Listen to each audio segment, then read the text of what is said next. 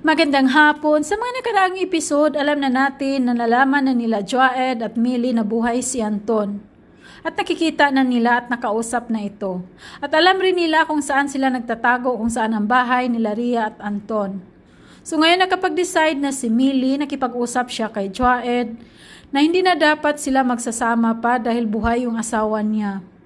Gusto niyang makipag-usap kay Anton. Gusto niyang malalaman kung ano talaga ang totoo. Pero ang alam ni Millie na may sakit si Anton kaya hindi siya maalala nito. Gusto niyang ipaalam na nagkaanak silang dalawa. Pero ayaw talaga ni Joaed. Pero wala nang magagawa si Joaed at umalis si Millie.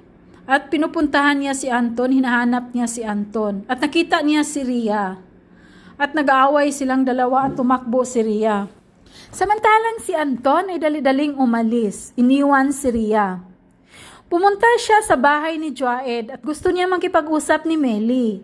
Ang di niya alam, wala na pala doon si Millie at umalis na. Hinahanap din siya.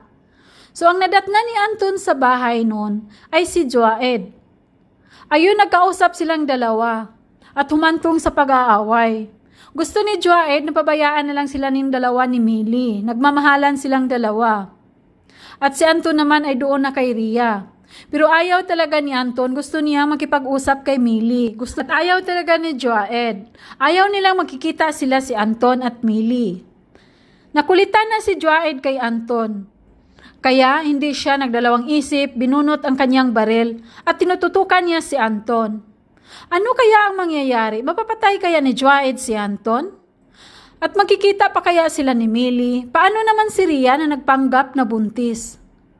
Kapag malalaman ni Anton na nagpanggap na buntis si Rhea, iwanan talaga siya nito. So abangan natin bukas. Maraming salamat po. God bless!